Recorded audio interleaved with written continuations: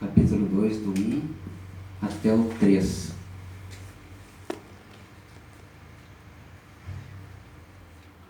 Que diz assim: Congrega-te, ó nação, que não tem desejo, antes que saia o decreto, e o dia passe como pragata, antes que venha sobre vós a ira do Senhor. Sim, antes que venha sobre vós o dia da ira do Senhor. Buscai ao Senhor, e todos vós, mansos da terra, que pondes por outro o teu juízo. Buscai a justiça, buscai a mansidão, porventura sereis escondidos no dia da ira do Senhor. Amém?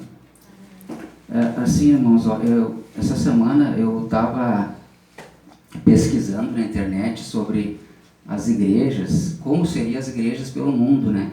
Então me deparei com um vídeo, na verdade é um documentário, sobre como é a pregação na China, que a gente pensa assim que a China não deixa pregar o evangelho, mas até um certo ponto ela deixou entrar o evangelho, né? Até que na China tem cerca de 5.000 igrejas cristãs, tanto católicas como evangélicas existem na China. Só que daí a gente pensa assim, como a gente pensa assim, é um país comunista, eles não deixam nada, só que eles fazem um falso, uma coisa falsa que é para parecer para o mundo que o evangelho está lá, está sendo pregado, mas na verdade eles pressionam para não pregar. O que as igrejas fizeram? Cada igreja que é montada, para poder chamar os cristãos, eles colocam a cruz em cima, colocam ainda uma cruz em cima. Daí os cristãos, seja evangélicos ou católicos, eles veem essa cruz e sabem, ali tem uma igreja, vamos lá congregar. Então, como está crescendo esse número de cristãos, o governo lá, ele começa a ver. E aí o que acontece? Agora eles estão pegando aquelas guindastes, as gruas que chamam, né?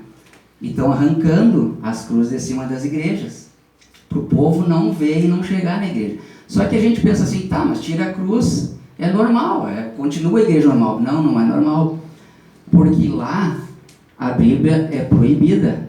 Se eu tiver uma Bíblia dessa na minha casa, eu sou preso e corro risco de morte, né? Então o que acontece? As pessoas pensam assim, tá, mas como uma igreja sem Bíblia? Tem uma Bíblia. Tanto é que eles acorrentam uma Bíblia dentro da igreja. E o que acontece? Eles deixam, por exemplo, eu quiser lá ler a Bíblia, eu tenho que entrar numa fila de espera. Eu tenho que ir no governo, me inscrever, dizer, olha, eu quero ler um versículo bíblico, né? O governo me coloca o meu nome numa lista e eu vou esperando. Só que essa lista, pelos relatos deles, demora cerca de 3 anos para chegar em mim, para mim ler um versículo bíblico, né? Então, a gente às vezes pensa assim, poxa vida, a gente tem um tesouro na nossa mão, né? Um tesouro grande na nossa mão e a gente não dá valor. Eu estava olhando em casa, lá a gente tem, acho que umas 5 Bíblias ou mais até, né? Na prateleira. E o que a gente tem demais, falta para eles, né? Então, eu estava vendo nesse documentário como eles fazem para a pessoa não deixar de ser cristão. Eles chamam o chefe da família perante eles e dizem, olha, se tu vai continuar a ser cristão, tu vai ser morto. E colocam toda a família dele na frente e batem na pessoa. E batem. Para os familiares ver e deixar, dizer, olha, tu nega Jesus agora, tu nega a tua fé, senão tu vai morrer, né? E é muito triste isso aí, porque aos poucos eles vão tentando abafar. Só que o relato, no caso, quem fez o documentário, nos mostrava que está dando o efeito contrário. Porque as pessoas dentro das suas casas estão se perseverando mais do que a verdade e está crescendo o evangelho. Por isso que lá o inimigo está se lançando mais, né? E é muito triste isso aí para a gente ver que às vezes a gente aqui tem a possibilidade de chegar, entrar, abrir a janela, falar de Jesus para o nosso vizinho, nosso amigo, nosso irmão, e lá eles não têm isso. E quem contava esse relato era um pastor. Esse pastor ele era chamado de pastor contrabandista, porque ele contrabandeava Bíblias para países que não deixam o evangelho entrar. Aí, eu até me emociono porque ele fala num relato de uma senhora que o governo tirou tudo dela. E quando ele conseguiu chegar, perdão, irmãos, mas eu me emociono. Ele entregou a Bíblia para ela, ela se abraçou na Bíblia e dizia assim: muito obrigado, isto ninguém me tira mais. O governo me tirou tudo, me tirou o que eu tinha, me tirou minha família, mas isto ninguém tira mais. Né? Aleluia. E a gente tem tudo e muitas vezes não valoriza. Né? Às vezes a gente está no trabalho do lado de uma pessoa e às vezes a gente não fala assim: oh, eu sou cristão, eu posso te dar um abraço que seja, eu posso te falar de Jesus, né? E a gente não faz isso, muitas vezes passa desapercebido. Então é gratificante quando a gente vê testemunhos assim, de pessoas que arriscam a morte para levar o Evangelho. E a gente às vezes tem o direito de abrir, ler todo, do início de Gênesis ao Apocalipse, né? E às vezes a gente não para e não pensa. Por isso que esse versículo que fala: concentra-te e examina-te antes que saia o decreto. A gente aqui no Brasil teve um início de decreto, que foi pandemia, fechamento de igrejas. Por um determinado tempo, né? Diminuíram o tempo, mas para a gente isso já é um prenúncio do que pode vir no futuro. Fechamento de igrejas, perseguição aos cristãos, né? Então a gente precisa estar preparado para quando chegar esse momento, né? Não deixar nada nos abalar, não virar nem para a esquerda nem para a direita, mas seguir no caminho reto, como que diz a palavra, pegar no arado e não voltar para trás, né? Esse é o pensamento que Deus nos dá a cada dia, para a gente não ter medo, como diz os hinos, né?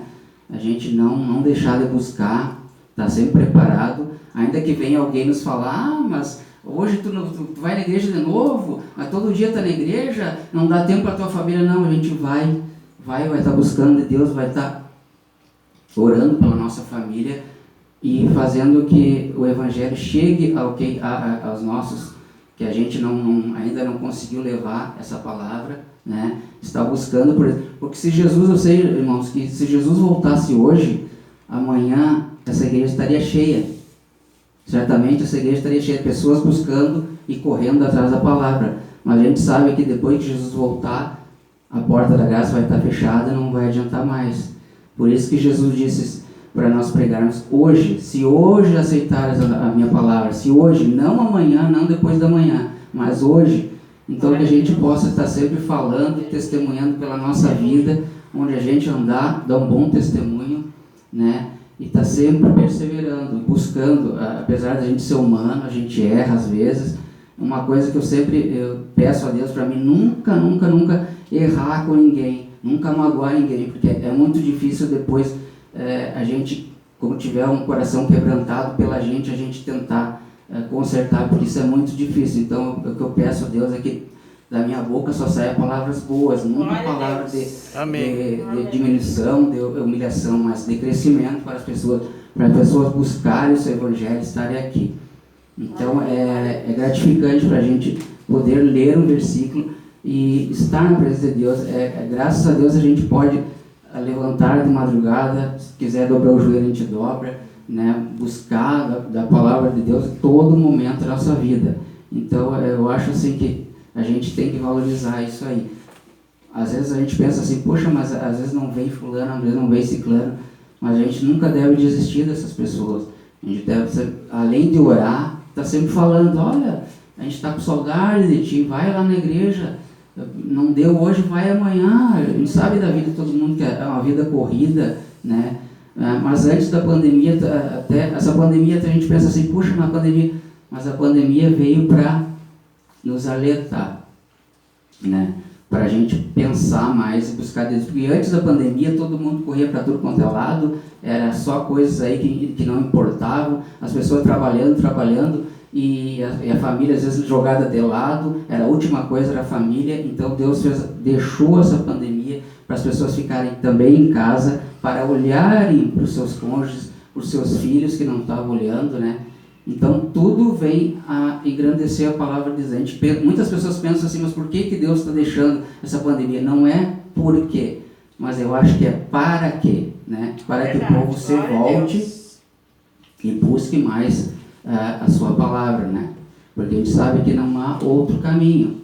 Ele é o único caminho que a gente tem. Eu louvo a Deus e agradeço a Deus por todo dia, né? De Deus me dar a oportunidade de estar lendo a sua palavra, vivenciando esse momento, porque a gente sabe que muitos aí já estão, além de enfraquecer na fé, muitos estão falecendo, estão morrendo, estão perdendo a fé, né? E a palavra de Deus diz que nos últimos dias ia ser assim, mas cabe a nós, a Bíblia diz que a gente tem que ser mensageiro das boas novas, né? Assim como Jesus foi. Falar de Jesus para essas pessoas, incentivá-los na fé, né? E está sempre aumentando o número de fiéis, porque a gente sabe que o futuro vai ser difícil, vai ser muito difícil. Hoje as pessoas aí estão desesperadas por falta de emprego, né? Mas faz parte desse sistema de coisas que a gente está vindo aí, que é cada vez mais pressionar o povo perder a fé e não ir para o lado da palavra de Deus. Mas a gente sabe que a gente falando, a gente buscando, pregando, porque a própria palavra diz, bater e abrir se vos-á, né? Então a porta é estreita, muito estreita. A gente sabe, é difícil, não é fácil, mas no momento certo Deus age na vida das pessoas. A gente sabe, a gente tem vários testemunhos que todo dia a gente vê pelos irmãos testemunhando de curas, de libertação, né? Não só o plano material, mas o plano espiritual, que a gente vê que é o mais importante, porque esse mundo aqui a gente sabe que tudo acaba, tudo fica, né? Então, que Deus possa sempre colocar já que Deus colocou no nosso coração um coração novo, que Deus possa sempre estar nos renovando a nossa fé, não nos deixando cair, né? E sempre a gente possa estar buscando e ajudando, não deixando aqueles irmãos ficarem no caminho. A gente sempre fazer como a parábola das 100 ovelhas, né? Se faltava uma, o mestre buscou. Então a gente vê que alguém está para trás, a gente vai, dá uma palavra de conforto, né? E tenta buscar aquela ovelha, né?